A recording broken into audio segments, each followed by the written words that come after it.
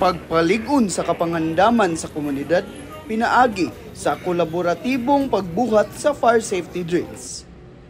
Sa ilawom sa Uplan Ligtas na Pamayanan, ang Cebu City Fire Station nagpahigayon og simulation exercise drill sa nagkalain-laing barangay dinhi sa syudad sa Sugbo.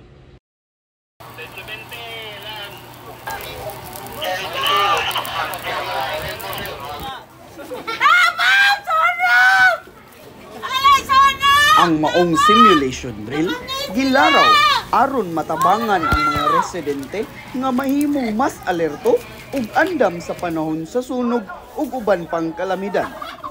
Lakip sa mga aktibidad ang pag-execute sa basic fire safety measures, pag-evacuate sa mga residente ug pag-coordinate sa mga emergency response team.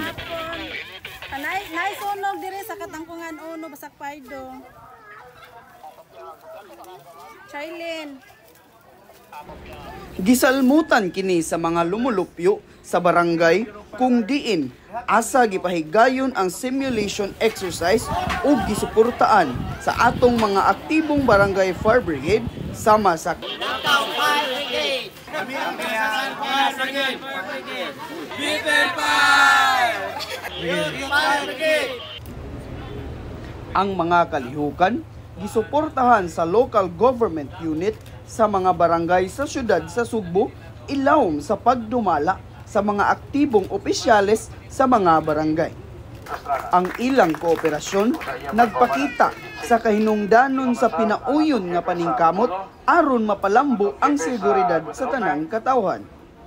Kini nga drill dili lamang nag-focus sa pagpangandam sa mga residente apan usab sa pagpalig-on sa koordinasyon tali sa mga local government units, mga fire stations, ug uban pang emergency response teams.